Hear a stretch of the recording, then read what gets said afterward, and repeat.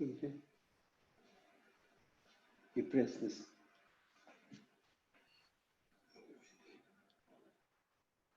You press, yeah. Join audio, call over. Okay. Assalamu alaikum wa rahmatullahi wa barakatuh. And good afternoon. I'm so excited to invite you to this particular webinar. I want to just share with you at the beginning the rationale behind organizing these webinars. You'll notice that the webinars that we are organizing are about relationships, it's about family life, married life, it's about unleashing your potential.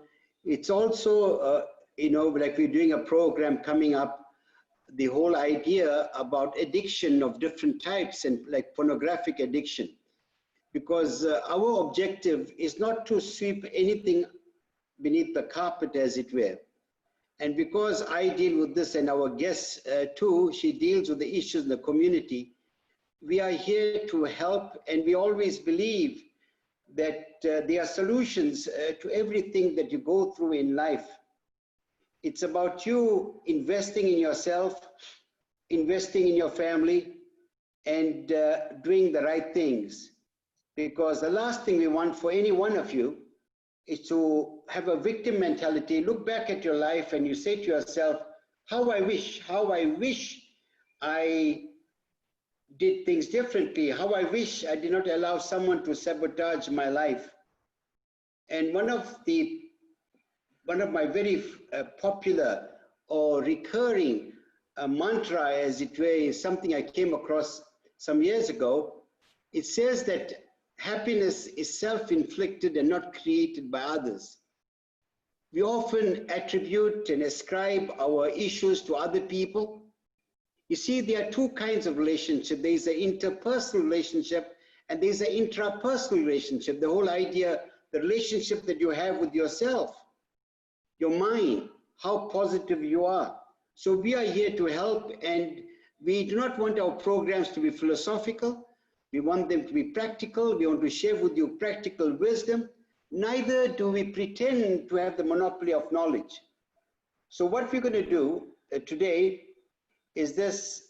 In a moment or two, I'll introduce our guests. And I want to say to you, if during the presentation, if you want to ask a question, if you look at the things at the bottom of your screen there, and you open it out and they say raise your hand, you can raise your hand, and then we will respond to your question. The important thing is this, that we want to respond to as many questions as possible. We do not want to rush this presentation. If we are able to continue the program for 1.5 hours, we are prepared to do that. So again, once again, I want to really thank each one of you for your participation. And I want to give you an idea of the programs for the rest of this month. Tomorrow, I'm going to speak to Mariam Limu from Nigeria. She's a world-renowned motivational speaker, a wonderful human being. And she and I are going to share a platform. We're going to speak about how to unleash the potential of our children. She's going to see it from the perspective of the home, and I would share the perspective as it were from the school, or vice versa, you know. But we're going to discuss this, share with you practical things. Then on the 22nd, I'm going to speak to Hela Banani from United States of America, and she's going to speak about the 3 missing dimensions in marriage. And if you just have to do a Google search on her and Mariam Limu, you would know that we are engaging world experts, we're engaging people that really understand the human psyche, as it were. And then on the 29th, on the 23rd, we're going to continue, myself and Arzana Jasat. She's a co-author. I mean, we've written a book together on premarital conversations. We're going to speak about premarital conversations and beyond. And on the 30th, I would be having a conversation with one of our leading scholars, Maulana Ibrahim Baam, to look at the whole issue of conflict the benefits of reconciliation, what causes conflict, how we can move ahead and live in a cohesive society. So that's our program. So once again, thank you so much. It is now my pleasure to really introduce someone I know. I won't say how long I know her. It will reveal my age. And the last thing is, I don't want to talk about how old she is, right? And when I say this, I don't say it glibly. She is very, very dear to me. She is like a member of my family, and I love her for the sake of Allah. And she has done really seminal work in this country, right? She's the joint founder and director of Islamic Care Line and Muslim AIDS program MAP. 30 years experience as a counselor, a mentor, and community development facilitator. And now she's in private practice and she does a lot of mentoring. And she says this in her biodata is again, it reflects her values when she says, most importantly, she's a wife, a mother, a granny, and a servant of Allah, servant of God. And she encapsulates very, very beautifully what her purpose is, right? And it's very important for us to recognize what our purpose is. She says, my passion is helping people become better versions of themselves. I've been blessed to have been granted so many opportunities to gain knowledge in this field that I can only do justice to this amana, this humanity, by sharing this with others. She is a very resilient person. She is a cancer survivor, and she wrote a beautiful, beautiful book sharing her experience, her journey, right? Both a physical and spiritual journey. And she's the author of this book, Finding Allah or God, My Journey Through Illness, right? And the critical thing is this, that today we are going to speak about relationships. And so I'll now call upon Suraiya to say a few introductory words before she gets onto the subject. Suraiya. Bismillahirrahmanirrahim. I begin in the name of Allah, whose grace, guidance, and mercy we seek in this and in all matters. Jazakallah khair, Brother Edris, for having me on your program. Like I said to you, lifelong dream to be sharing a platform with somebody as esteemed and knowledgeable as you are. So, inshallah, I hope I don't embarrass you. No, you and won't, you won't. Jazakallah for the introduction. I'm really keen to, at the present moment, I'm seeing a lot of young couples, as well as individuals looking to find meaning in their lives, looking find their inner peace and fulfillment. And so I'm really enjoying doing this sort of work together with couples as individuals, and just guiding people to become better versions of themselves, because I think people need to understand that you need to live your life from inside out, not from outside in. It's not about what you have around you that makes who you are. It's your inner self that really tells you which way you're going and how to get to a life of peace, joy, happiness, fulfillment. And so, yeah, for me, that's a passion, and I love doing what I do. So, alhamdulillah, I hope, inshallah, the program is good enough. And yeah, I'll try and answer whatever questions I can. Okay, fine. Right. Do you see the screen? Right. Okay. You can start, Suraiya. Can you see the screen there? I've gone off now. I've gone to a very small screen. Yeah, you. Okay, because you should be. Okay. I'm there now. Are you going to put the PowerPoint on? Slides on? Okay, one moment. Right.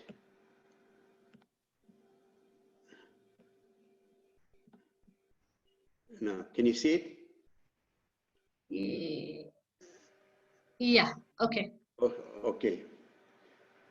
Okay, Right. so Tell me when you want me to Bismillah go to the Rahman next slide, whatever. Okay, I'll just, yeah, look, yeah. So this is just the introduction to our topic today, which is the basis for mindful relationships. And what I want to concentrate on, and I mean, Idris will say to us that we can talk on this topic for days on end. So we've decided to just bring it down to what I call the 7 pillars of healthy relationships. And although I'm going to be focusing on marital relationships, just bear in mind that when we become mindfully aware of the concepts that we're talking about, it actually is applicable to all relationships, does not only have to be in a marital relationship. But as I said, we're focusing today on how the 7 pillars actually work well in terms of a marital relationship. Next slide, Idris, please. Okay. So I just want to start off with a little cartoon there, and if you can see it, it says they're at the court, and it says, "Is that true? Did you tape over her soap opera?"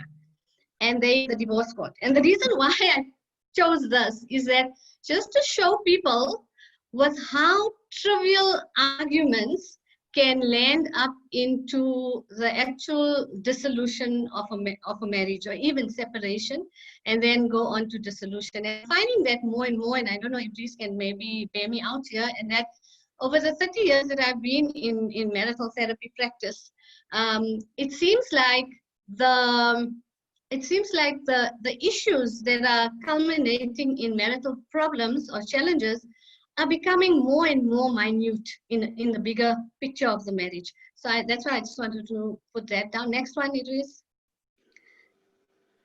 In fact, Suraiya, you are so right. You find that people seem to lack qualities of perseverance, Yes. understanding what their priorities are. I really reinforce what you said, alhamdulillah, right? Yeah. So just in terms of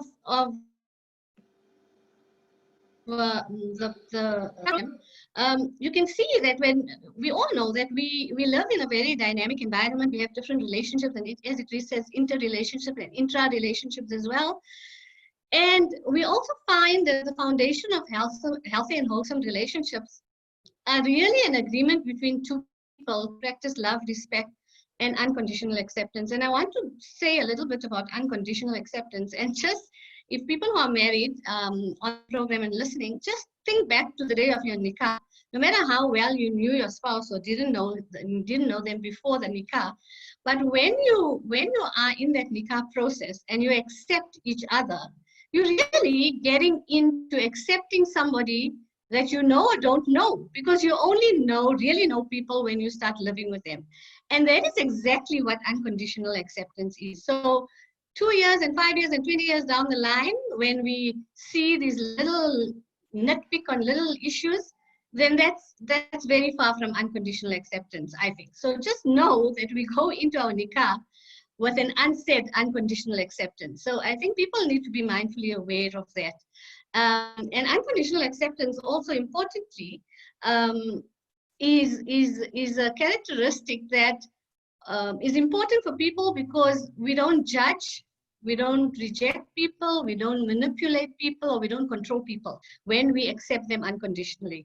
The other thing that's important in terms of the 7 pillars framework is that, Idris, you can put the diagram on, please.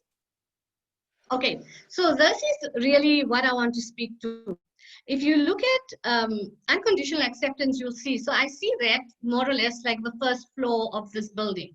And why I'm saying it's a building is that we know that for any building to be stable, secure, and for it to be lasting, there needs to be a strong foundation. And so it's the same thing with relationships. There needs to be a strong foundation in relationships for it to really prosper. So unconditional acceptance would be your ground floor. Your foundation is trust in time. And that is the strength on which your relationships are built. And trust in time are the 2 very key elements in any healthy relationships. And you can think about it and you'll realize that trust and time are both always evolving, so that they require us to be using it optimally and with constant commitment. Because trust, as we know, when there's marital breakdown, when there are issues and challenges in the marriage, especially what we work with today in terms of infidelity, the abuse of social media and things like that, most of the time, it's trust that has been broken. And to build trust takes time. And at the same time, with time, you can build trust. So these two are really the foundation of having constant commitment to trust and time. And you'll see as I talk, I speak to the pillars above, how important trust and time is. So now if we go into the diagram itself, you'll see that the 7 pillars that I mentioned are love, honor, self-control, responsibility, trust, and together with trust is honesty, as well as faith and a vision. Now above that, like the roofs, which I'm imagining or just visualize the roof to be your peace, hope, and joy. That is something that we all strive for in any of our relationships, and more so in a marital relationship that is of an intimate nature, where you day in and day out, 24/7, you with your spouse, with your family. So what we need for relationships to be contented is peace, hope, and joy, and that is what we work towards. Ultimately, the ultimate objective of our relationships, especially with the fulfillment of a nikah contract, is that we need to be fulfilled as human beings. And there's a big difference in being fulfilled and being happy. Happy is fleeting. Happiness is ever-changing, because you'll find happiness in one thing and then you'll be wanting something else, because you'll be quite satisfied with being happy in that situation. So for example, you go for a lovely holiday and you're so happy because you're looking forward to going and you have a lovely time, but you come back and those are memories. And the next holiday you're thinking of going somewhere else, so you're always trying to fill that happiness. Fulfillment, on the other hand, is being content. Fulfillment is being at a place where this outside effects of the world around you doesn't affect how fulfilled you are in this relationship. So whether you're living a high-flying lifestyle or whether you're just making ends meet, your fulfillment is sought from your inner self, your inner peace, your spirituality, your connection with your spouse and the people around you. And of course, worship, in fact, worship should be even above fulfillment, because for me, the sanctity of our nikah is based on a very important principle which many couples forget. And I always remind them, if you think about it and again become fully aware of the fact that your nikah is actually a form of worship. It's a form of ibadah.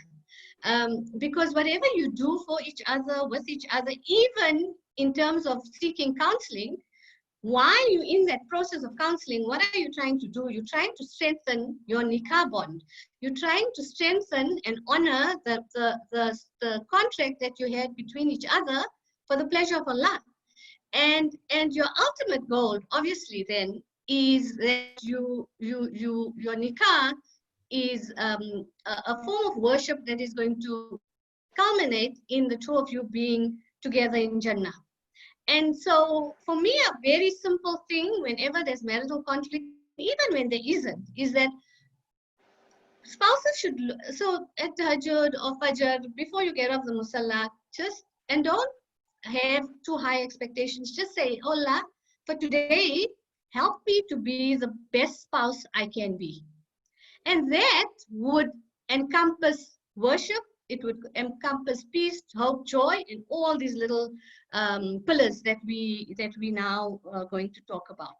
So I think for me, that's very important. Understanding the sanctity of nikah, the actual nikah itself. So going on to the pillars, love is unconditional by nature. As I said, when we enter into that real contract of nikah, at the time of nikah, we expecting to love and to be loved.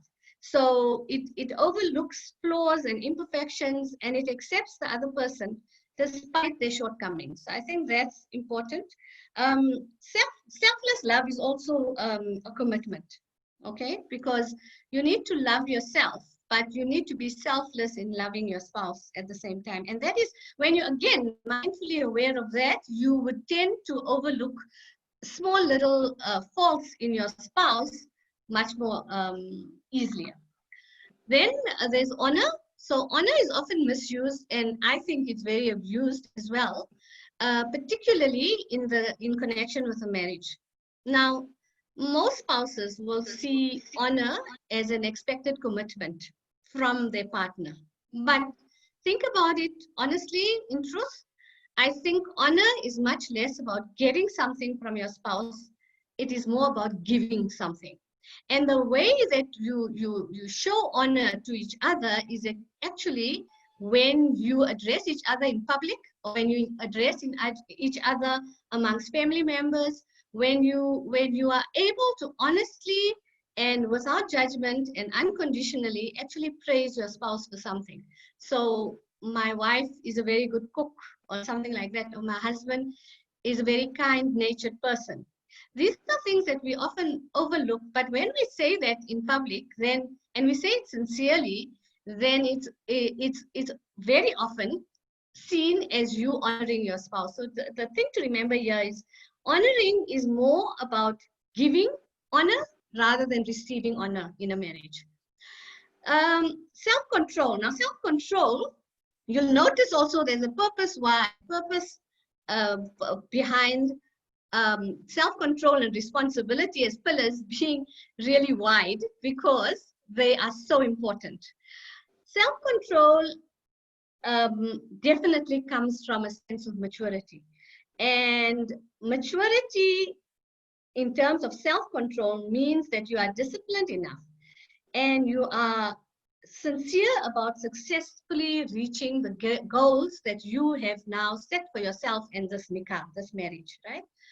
So even love itself, even honor, is actually a decision that we, or choice that we make about self-control. When we are in control of ourselves, we can look at the pillar of honor and love and trust and faith and vision, because it's about ourselves. It's about how we are meeting the requirements of the stable foundation of this marriage to reach, as I said, ultimately through Jannat. But in between, in 10 years' time, what do you want to see your marriage look like when you're in empty nest, when the children are gone? What vision do you have? So self-control actually drives you to reach the goals that you together and the vision that you together have had with your spouse. And when two people can consistently prove to each other that they can control their behaviors, their emotions, which is self-control, then they prove that they are worthy of trust. So again, it comes down to trust. So all these pillars, the more you practice them and the more you implement them in your relationships, the more you're building on the foundation, the more you're strengthening the foundation. So responsibility, if you really break it up, the word itself, it really says responsibility is the ability to respond. And this is extremely important because there is a huge difference between reacting to a situation and responding to one. And we often don't see this difference, and yet you'll understand that it makes a huge difference to the outcome. So when there is an issue or a challenge in the marriage and you react, you often do it out of impulsiveness, you do it out of a lack of maturity and a lack of responsibility and self-control. But when you respond, the ability to respond, then you would be doing it from a place of your core identity of who you really are. You'll be respectful, you'll be mature, and you'll make wise comments or suggestions to the challenge that is facing you. So many people, most couples don't realize this, and it's a very simple thing, the difference between reacting and responding. And again, this is very important to remember in all relationships, not only in your marriage. Personal responsibility is also a sign of good character, and we know that because it teaches, it shows that you are able to make wise and informed choices of your life in as a person, your life in this marriage as a spouse and a partner and an equal partner in this relationship. Responsible people, the other thing about it is also responsible people will not run away from issues or problems. They would stick to their guns in terms of making sure that they take on the responsibility that they signed off on the nikah, that they're honoring really by being responsible. You honor that contract of nikah because you don't shy away from issues, and no marriage is without issues, right? When there's a marriage without issues, then that's the biggest issue there is, because that really doesn't happen. Truth, and I want to add, that's supposed to be truth and not trust. It's supposed to be truth and honesty, right? So truth is a sign of, okay, before I go there, this is a very, okay, Idris, can I go back to that cartoon? I just want to take, okay, let me finish this, and then you can do the cartoon. The cartoon is really mind-boggling. Okay, so when talk about truth and honesty, truth is a sign of maturity. So you'll see, the more I'm talking about these pillars, the more I'm stressing on being mindfully aware of how mature, how responsible, and how sincere you are to build this relationship. Truth exposes immaturity, obviously, because a person who is untruthful and dishonest will be making the wrong choices for the betterment of the relationship. So it'll be destructive rather than proactive for the relationship. So especially when people have lots of things to hide. So you find this very often in cases of infidelity, in cases of substance abuse, any sort of addictions. And Idris mentioned earlier, they're going to have a whole talk on addictions. Social media addictions today is a huge problem in marriages. And for me, the abuse of social media has a place, and we know all the advantages of it. But when it is abused, it replaces truth and honesty completely, immediately. And that's when the foundations of trust and time for the relationship start getting cracks. So if you need to hide something from your spouse or be dishonest about it, then you're really not working towards peace, joy, hope, and worship and fulfillment. So I think that's self-explanatory. Although I must say, truth and honesty are also very vulnerable, especially when you realize that what you've done or how you've behaved in a certain experience of what you've had, you realize that by being truthful and honest to your spouse, it's actually going to damage the trust. But you also need to remember that you have to have self-control, responsibility, and honor. And when you think about those all together, then being truthful and honest is actually the best way of rebuilding the trust. There's two more. So it's faith and vision. So faith is often seen as a religious or a spiritual practice. Just when we just see the word faith, we look at it as religious. And it is, in a sense, it is your faith and how you practice that. But faith in a relationship is strengthened when two people are actually committed to telling the truth. Because when you have faith in each other, what makes up having faith in each other? It's trusting each other, it's being truthful to each other, it's honoring each other, and it's loving each other. And again, in the sanctity of the nikah itself is a form of ibadah, as I said. And faith is the appreciation of the union of these two souls, these two people. Okay, so the faith is what joins you together, right? And the sanctity of the nikah is actually what builds on the faith, right? We can also see that faith would include things like hope in the best outcomes for the relationship, no matter the situation. You know, you have faith in each other to make sure that this works, right? Again, faith, like many of the others, will grow with unconditional acceptance, love, truth, honesty, and honor as well. Okay, so the last one is vision. So, Idris spoke about this earlier in terms of what our intentions are and how we need to live, have a purpose in our lives. And I like the saying that goes that the purpose of life is actually to live a life of purpose.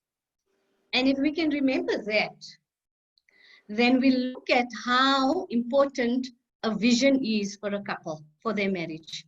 So things like you plan when you get married, and I mean, everything is in the hands of Allah. We plan, but Allah is the best of planners. So you would plan things like your family. You'd plan things like where you want to live, how you want to progress. You'll plan things like your careers and where you want it to be. And I'd like to see couples look at themselves maybe between 3 and 5 years at a time. Inshallah, Allah gives everybody long married lives, happily married lives. But at time to time, evaluate it and say, in the next 5 years, where do we want to see ourselves? How do we want to be living?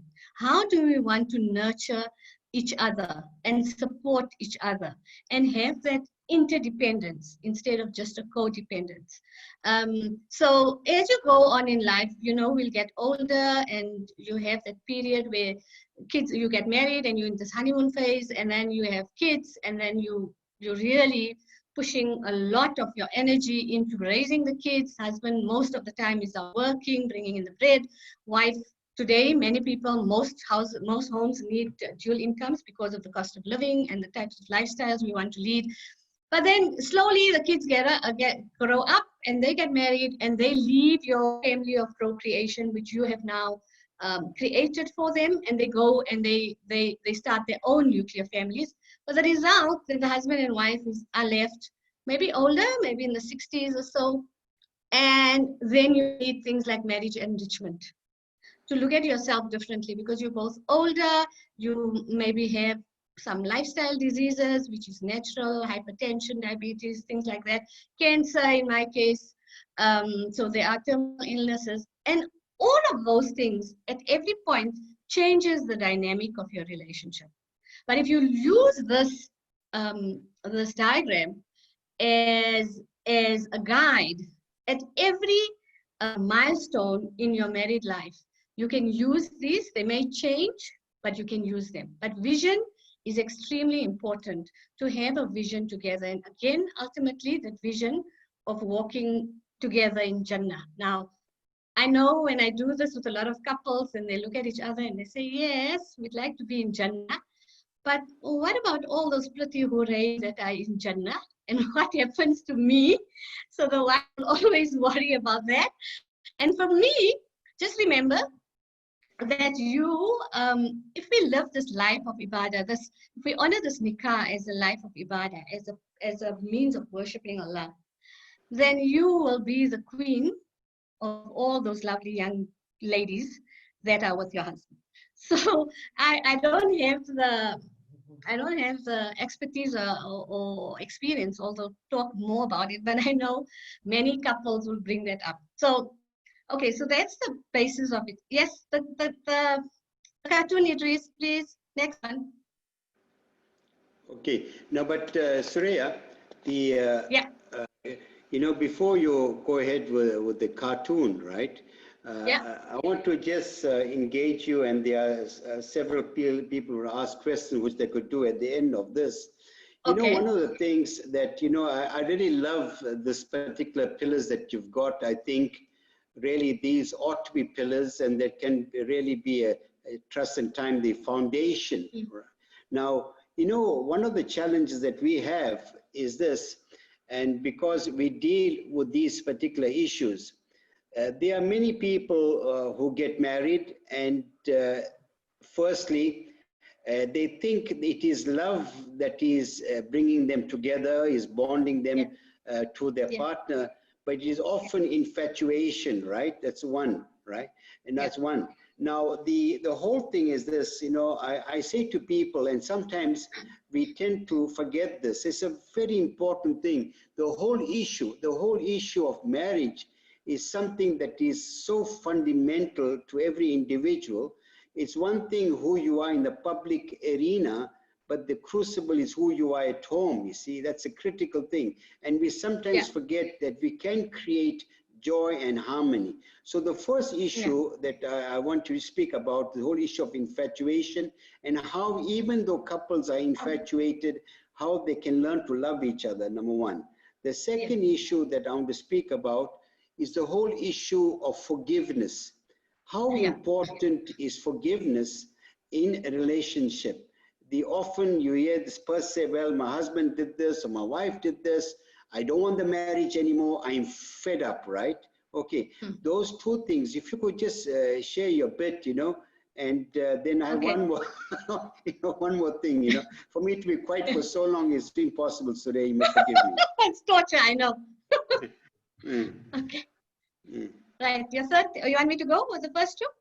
Okay. Yeah, please. Okay, so in terms of love and the concept of love, and it's through ages and ages of even Greek mythology, and you can go as far back as possible. It's always about this love between these two people. Even the soapies and the series that we all watch, and I'm not judging anybody in terms of whether it's right or wrong to watch this, but I'm just talking generally about what we normally get involved in. It's all about finding love before you get married.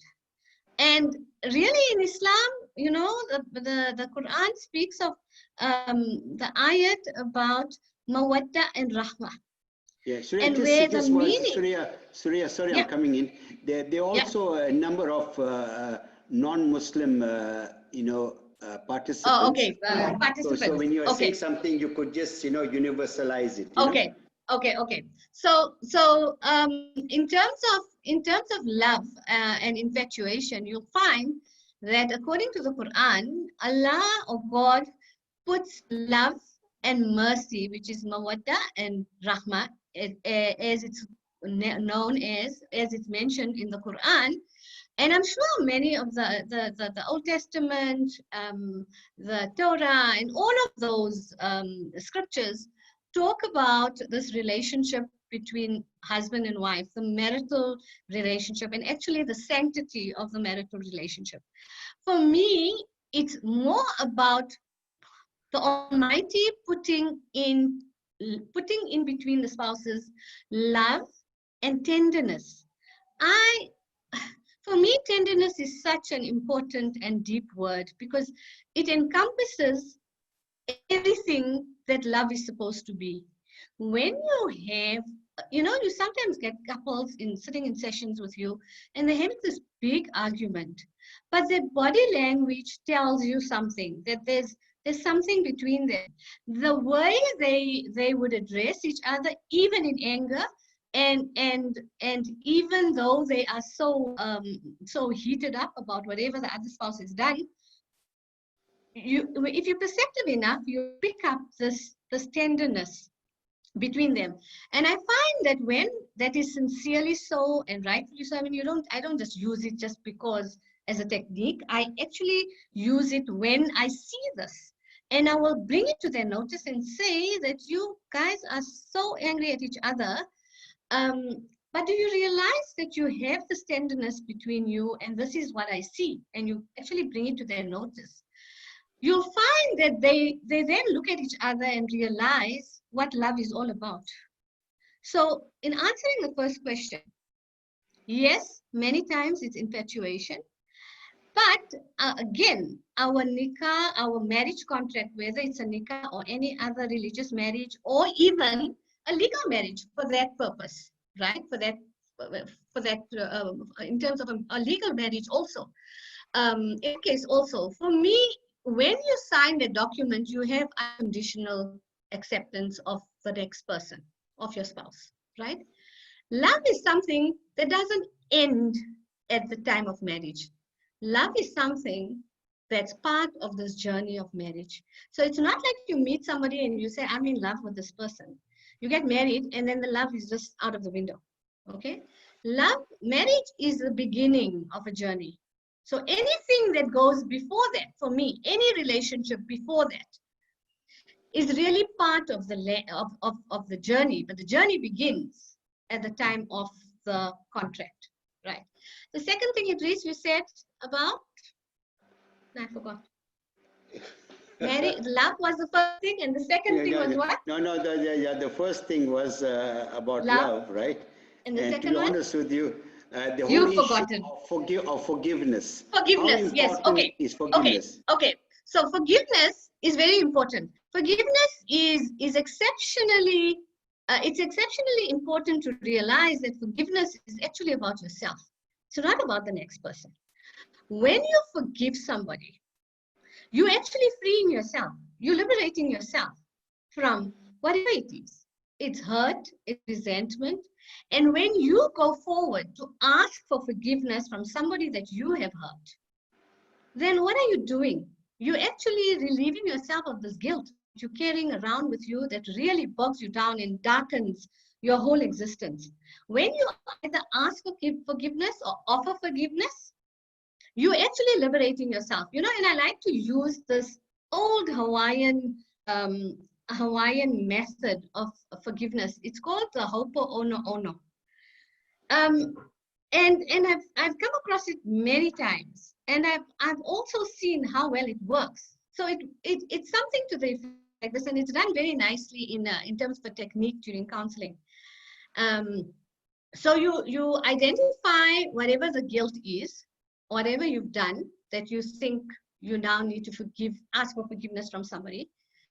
And you sit down and you write it and you really internalize it and you really feel bad about it. So you really feel that emotion of guilt. Then you tell yourself that you forgive yourself. Okay? You forgive yourself. Then you look at it again and you say that you love yourself. Okay? So you say sorry to yourself, you forgive yourself, and you love yourself. Self-love is a means of actually being able to confidently forgive somebody.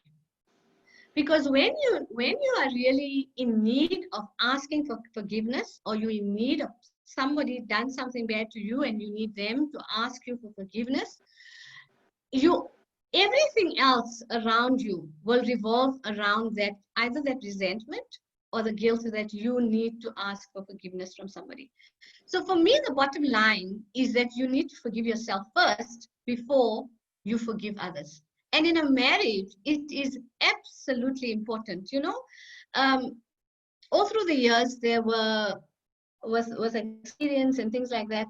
You know, you come to just realize a few do's and don'ts that you've observed through with couples, working with them for so many years. And some of them are like fearing Allah. Another one is like never being angry at the same time.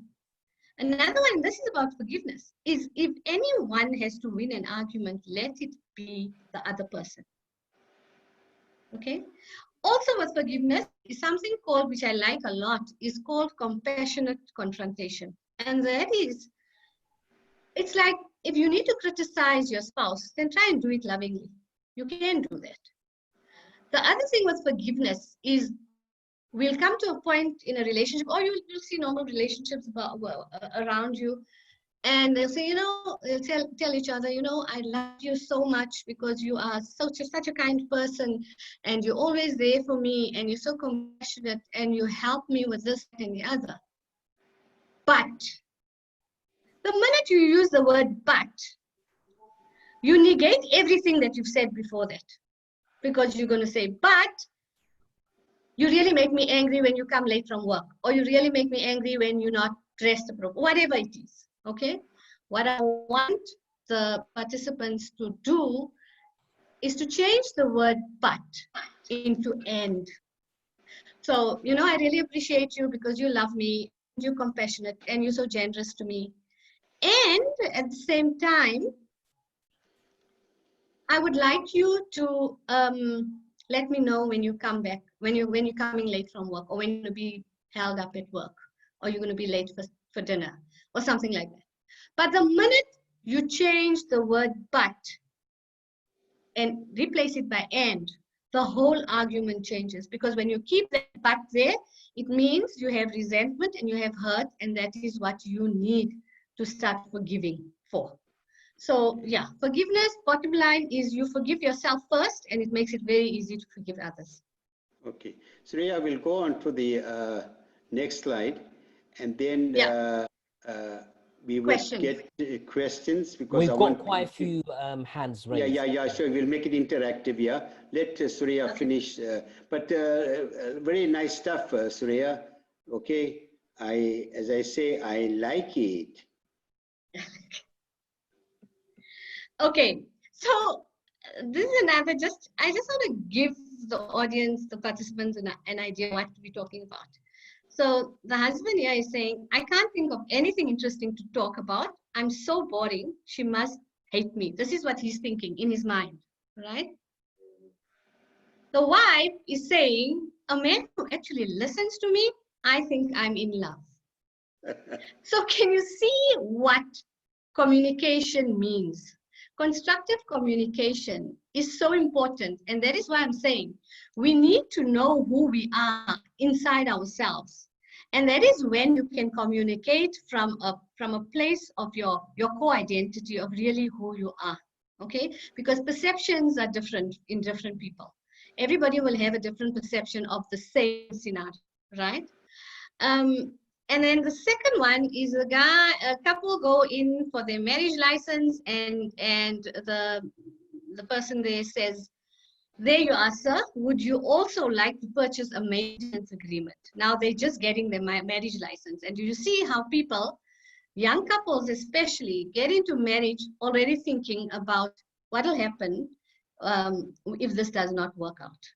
So it's very important to us. Although at the same time with premarital counseling and marriage adaptation and things like that, I think it's important for people to know what a divorce could look like and some of the precursors to divorce and things like that. I think that's important, especially today. I find it very important today for young on the threshold of marriage to really look at the situations in which they can be hitting a brick wall or landing up with some sort of life challenges that may or may not lead to dissolution of the marriage.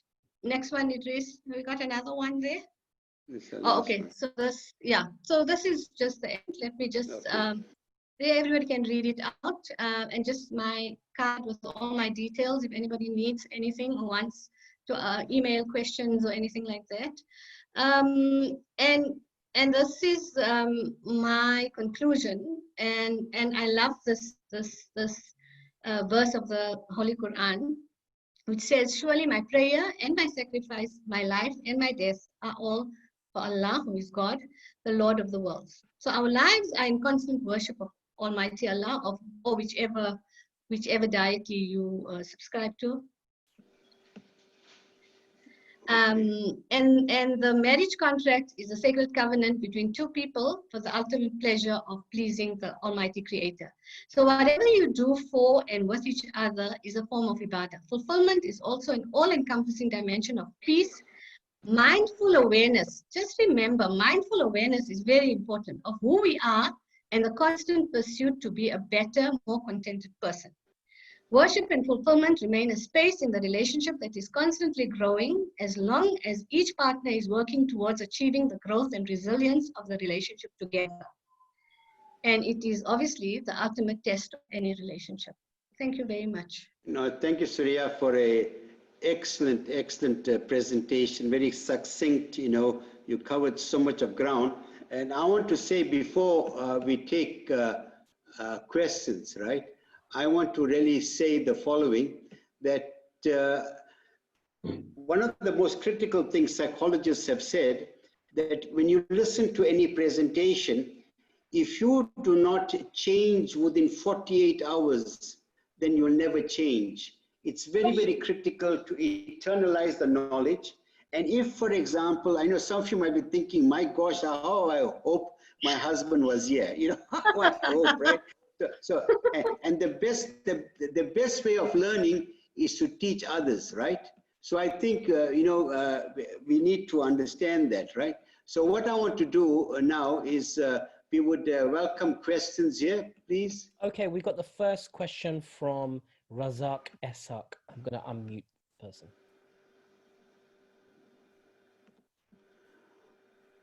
Razak. Okay, continue, Razak.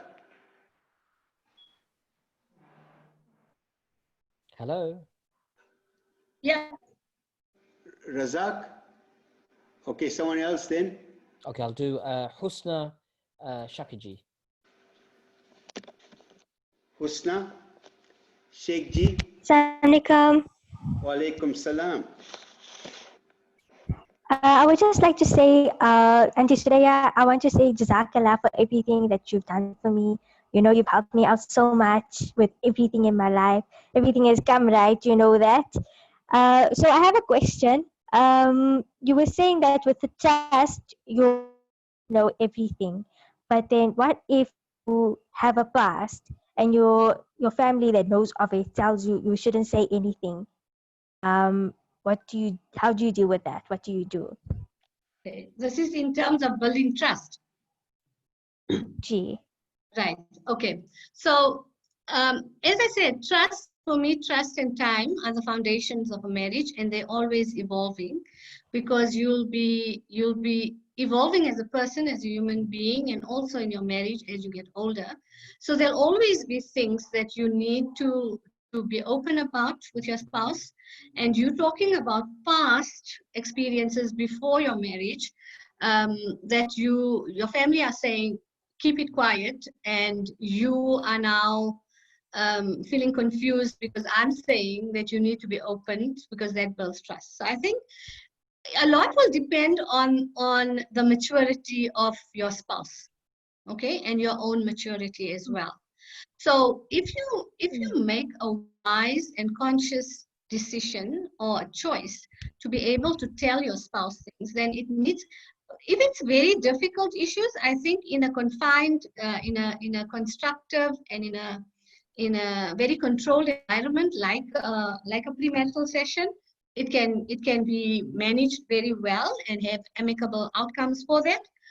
But if you think you can manage it on your own, I think it's a matter of how you respond to what you mean by trust. So you can speak to your spouse about issues, and you can suss out from your spouse how they'll take to certain things. I think in terms of what your parents want you to do, I think once you're married, you should see yourself as an adult, and you should try and work towards mature and informed decisions for your life. So what you need to tell your spouse and what you don't need to tell your spouse, I really don't think parents need to interfere in where you are at in your marriage. And again, it depends on the maturity of each other and the relationship itself. I don't know if that answers. I know, in fact, Suraiya, I agree with you completely. One of the things that I found that sometimes, people are keen to speak about the past before they marry. And the man would say, or the wife to be would say, you know what, please, don't worry about it. We'll talk about it afterwards and whatnot, right? Yeah. They say all of those things, right? And then what happens once the issue of the past is revealed, then some of them cannot handle it. They said, if I had known this, I wouldn't have got married to you. And the thing is this, one of the critical things in life we got to understand, that your past is a point of reference and not your residence. You don't live in the past, number one. Yeah. The second important issue is this, you know what, we all make mistakes, we are human. The whole idea is how we can move forward. And I remember a particular incident that, someone asked me from another town, and I come from Poshepson. They said, Edris, you know what? I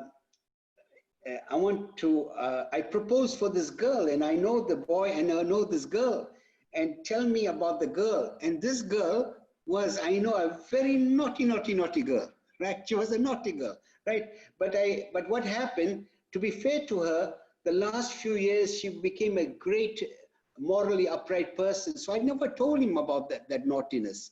I said, you know what? Let me tell you, she's a lovely person. They've been happily married for about 40 odd years, So these things are important because we are living at a time when a lot of people lack a lot of maturity. Okay, who's the next person to ask the question? Khatija Pasadin. You can unmute yourself.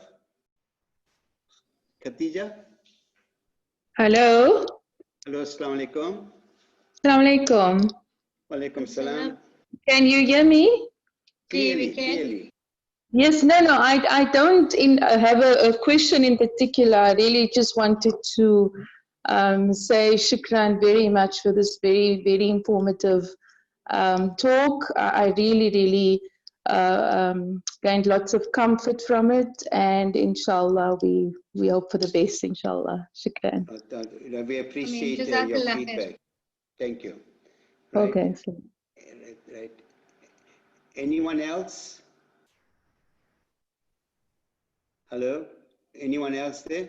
Okay, Razak. Got Razak there. Okay. Hello? Don't be shy to ask questions. Don't be shy. They can I'm write battling it. a bit. Can you hear me? Yes, hear we you, can. Ji. Assalamu alaikum. Idris, Walaikum once salam. again, beautiful presentation. I've heard you previously.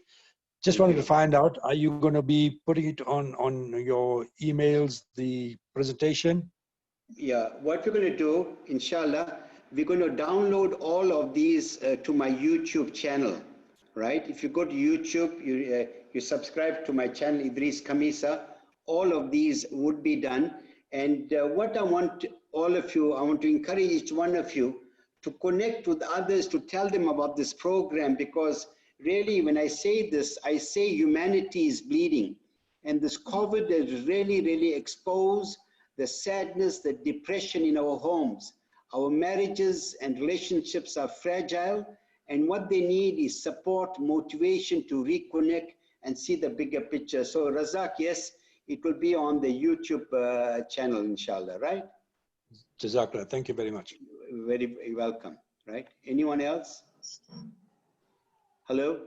If you want to make a comment, a question, don't be shy. We've Anyway, got Mohammed Suraiya. Afzal. Mohammed Afzal. Okay, Mohammed Afzal, please. You can unmute yourself. Yes, Ji. Hello, assalamu alaikum wa rahmatullahi wa barakatuh. Wa alaikum salam wa rahmatullahi wa barakatuh. Again, jazakumullah khair to you, Uncle Idris, and also Auntie Suraiya. MashaAllah, it was a brilliant presentation. And I really liked, when some of the aspects of deen was also added into it. So, like when you mentioned about Quran, you also got mawadda and rahma. So that was beautiful explanation. Really say jazakallah khair and really appreciate that. And I would appreciate if these things are made available to public to listen back to it as well, inshallah. No, we appreciate your feedback. I know you're a regular attendee. We appreciate that, And I think I want to reinforce this particular point, my beloved brothers and sisters. This organizing this, it's a lot of work. We don't mind doing it. And we are acutely aware that many people are in dire need for support. Jazakumullah, again, Mohammed Bhai, right? Aisha, we got Aisha Kocha. Aisha? Yeah, Assalamu alaikum rahmatullah. Wa alaikum salam. It's really nice to see you after ICE, Chennai. I got to hear you there for the first time. And subhanallah, I mean, it was a wonderful experience. I have a very important question. My question is regarding polygamous marriage. I am the second wife, alhamdulillah. And recently my husband got married with a third one. And since then, there are a few things that have changed. And somehow, I mean, I'm a little bit disturbed because of that. It's not that I have this feeling of jealousy or something like that, but somewhere down the line, I think it's difficult for a man to do justice when it comes to communication, when it comes to so many other things. And things are not the same. So can you please give me some advice? Okay, I'll get first Suraiya to advise you. Then I'll give my input, inshallah. Suraiya? Okay, so polygamous marriages are always a bit difficult to mitigate through. Whether it's just with two spouses or three or even four. I think the most important thing in terms of polygamy is that, again, it's in terms of the pillars that we spoke about. If you honor your spouse, then you would take the responsibility of being able to speak to them about your intentions. And when you do that, then the spouse, or in your case, Sister Aisha, there's two of you, and there's a third spouse coming into your lives. So I think that the two former spouses will be much more at ease, and we understand that nothing in their lives would change as much as he would like to, and to keep it fair, because the onus of being just is on the man. It's on the male of the marriage, because he's taking on a second or a third spouse. And so the onus about justice is really on him to play that part, and to ensure that each of the other spouses are not feeling done by, or feeling left out in any way. So the responsibility on the male, and it must be a very brave man to go and have 3 spouses. So he obviously needs to be, again, I think, mindfully aware of what he's getting into, and then carry out whatever actions he wants to in a mature way, in a mature manner, with complete responsibility, because that is his it is his call in terms of strengthening. Remember, we spoke about the foundations of your nikah and trust and time. And this is something that also we can see how, when I said trust and time evolves, is exactly this, that the status quo in your marriage will not remain the same forever.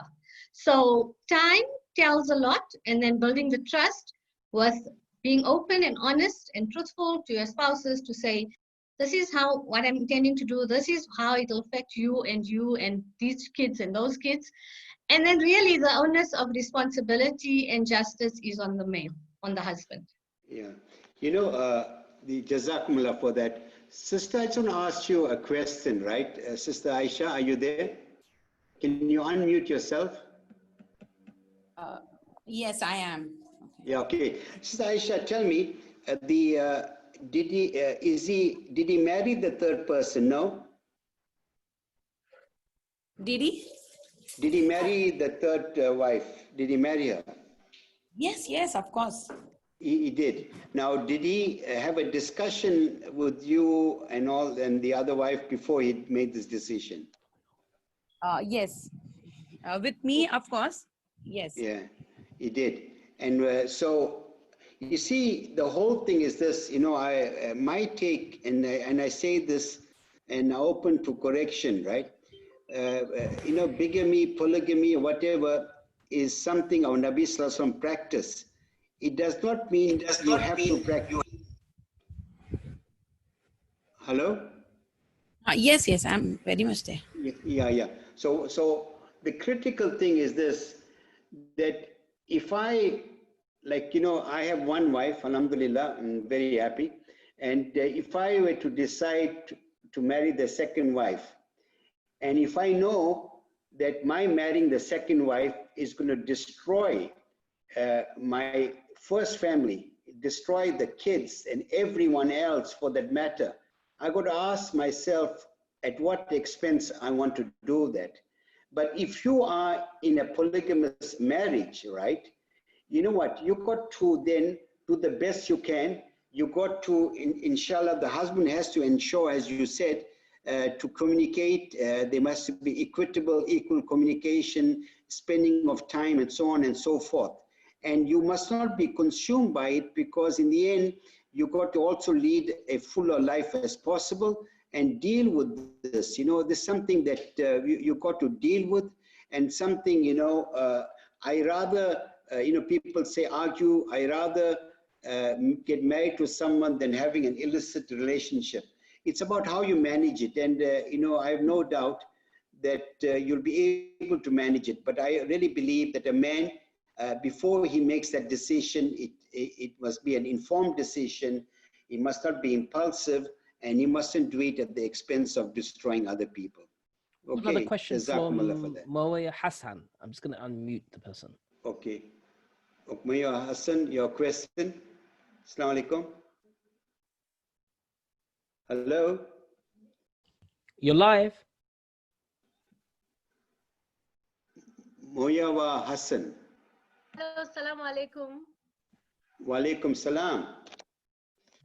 Thank you, Jazakallah Khairun. Thank you, Sister Suraiya and Brother Idris. My question is, when you mentioned forgiveness, I would like you to please share more light on when you say forgiving yourself first before you forgive the other person. Thank you very much. Suraiya? Okay, it is. Okay.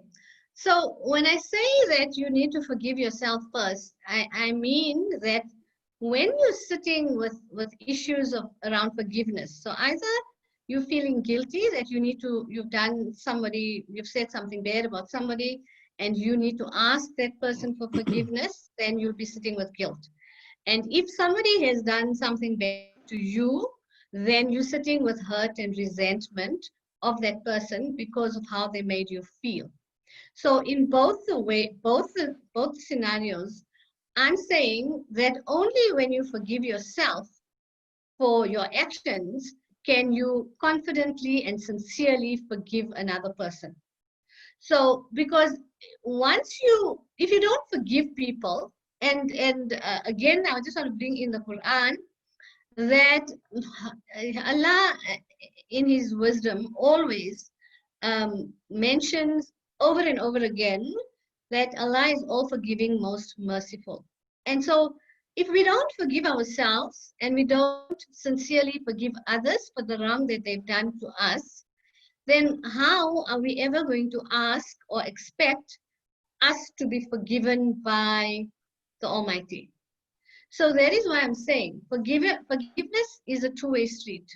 You need to forgive yourself, and then you'll see how much easier it is for you to forgive others. And at the same time, to ask for forgiveness from people that you may have hurt. You know, we very lightly when it's Shab Barat and when it's any of the big nights, Laylatul Qadr and things like that, then we send this blanket WhatsApp around, just forward this WhatsApp all the time about, please forgive me if I've done anything wrong to you, and so on and so forth. For me, those WhatsApp messages really are meaningless, because forgiveness is such an important part of who you are that you wouldn't have so many bad experiences with everybody around your social circles or your relationships. Forgiveness is very specific to people who, as I say, you have hurt, and people who have hurt you. So I would rather that you look at that, you go through this process of forgiving yourself and then letting go. You'll feel so much clearer and freer, and you'll have this burden lifted off your shoulders when you do that. And then you specifically ask for forgiveness from people who you know that you have hurt. So in that way, it's very clear between just the minimum of individuals that you may have had to exchange forgiveness for. I don't know if that is answering your question. Yeah, you know, and Suraiya, the other critical dimension is this, that, you know, sometimes people would say, you know, it was such a bad thing, no one's going to forgive me, Allah will not forgive me. Yes. The whole thing is, you know what, we are human, we are prone to make mistakes, right? And you got to forgive yourself. You cannot live in the past. You cannot allow that incident or a series of incidents to sabotage your present and your future. And when you are able to forgive, you are able to let go. You're able to lead a meaningful life. You are able to engage with people. Otherwise, it'll be like a vicious circle. And therefore, you know, we're always told that Allah is merciful, all merciful, and we need to learn to forgive each other. You know, we need to forgive ourselves. And when you can forgive yourself, then you are in a better position to ask others for forgiveness. If you have not forgiven yourself and you are dependent on the other, and the other is reluctant, then it compounds your issue. At least you can say, I made an effort, I tried. You know what, but I'm satisfied in my heart. I did whatever I should. Okay, are there any other questions? Can I just add one thing? Mohammed Zahir, I got Mohammed Zahir, yeah. Can I just add one thing to the forgiveness Zahir? thing? Yes, please go ahead. Yeah. Okay. Okay, I just want to say that there are a lot of processes that you can use in order to overcome forgiveness. And the AFIA, emotional healing procedure, which is a rapid trauma release technique, is excellent in terms of forgiveness, you know, and how you can free yourself from guilt or from hurt and resentment that needs forgiveness. Jazakallah, Okay, thanks. right. Thanks. Right. Then next. Assalamu alaikum. Wa alaikum salam. Masala Muhammad Zahir. Actually, it's not really a question. I am from England. I'm from England, and I had a confusion with the time because it was 3 o'clock in South Africa, and here it's supposed to be 2 o'clock. Okay. Yeah, and I think I missed the whole. Oh, shame, man, shame. So But what I'm don't asking worry. is there a Okay. recording that can be posted on my email or anything like that? So yes. No, inshallah, what we're going to do, all the recordings will be put on my YouTube channel, Edris Khamissa. You'll Yes. have access to it. And but I really appreciate, although it's so late, that may Allah bless you for joining this. And please Exactly. and we've got a program again tomorrow on unlocking potential. Yes. Italy participate. Allah bless you. Jazakumullah. Ameen. Jazakumullah khair. Jazakumullah khair. Assalamu Okay. alaikum. Islam. Okay, Suraiya, if there are no questions, I want to say the following, right? Firstly, Allah bless you for a beautiful, beautiful presentation, for sharing your experience, your insights, and sharing with us what I think are incredible and critical pillars for a relation. And you know, as you said, we can speak about this the whole day. And I want to say to everyone that is part of this process, that in the end, the critical thing is to do self-reflection. Ask yourself, to what extent am I contributing to a relationship in a positive way, or to what extent am I toxic? To what extent am I compounding a problem, or I'm diminishing a particular problem? And it's very important at this time to have a solid marriage, and a solid marriage is the most effective antidote to the challenges that take place outside the home. If you are in a happy home, and I really liked, Suraiya, your distinction between happiness being a fleeting thing as opposed to fulfillment. And this is what we need. We need fulfillment in our homes, a fulfillment in our marriage. We need empathy, we need understanding, we need to hug each other. We need expression of love. We need the man to understand the uniqueness of the woman. We want the woman to understand the uniqueness of the man. So my brothers and sisters, we would like you to participate. We really appreciate your participation today, and we would love your feedback either through email, and do convey to others that you believe would have benefited from this program. Share with them aspects. In that way, the best way of learning is to teach others. Suraiya, what are your parting words, Suraiya? Okay, so in terms of parting words, I just want to say that each of us have an inherent ability to actually be the best versions of ourselves. And when we look at our core identity, our principles, our values, and then it becomes part of us and who we are, and who we present to others in terms of relationships, whether it's spousal relationship, marriage, or other relationships around us, even with kids, even with colleagues. I think, again, I want to say that try and be mindfully aware of who you are. And when you do that, and you're mindfully aware of who you really are, you will respond to challenges, to statements, to experiences in your life in terms of a very sincere and honest and authentic. Try and be your authentic self. And when you do that, you will automatically see that you are reacting less to issues and challenges around you, and you're responding more. And things will just become so much more calmer for you. Things will become so much more, you look at things from a wise perspective, a wise mind, rather than something that is just irrational or emotional. And many times in instances of marital breakdown, that's what we need. We need a wise mind approach, we need a mature approach, and we need responsiveness rather than reactions. So I hope, inshallah, this made a difference. And as Brother Idris said, even if you can take away one thing from here, whether it is sitting in the morning and pleading to the Almighty that, Allah, let me be the best spouse that I can for today. And you can work out what best spouse is.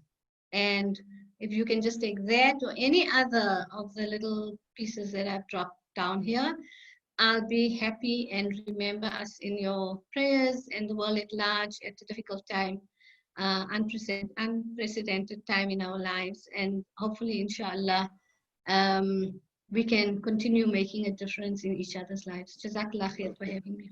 Okay, my concluding comments, Suraiya, once again, Jazakumullah to you. May you have a beautiful, beautiful life. May you continue to impact on the lives of people, connecting with them.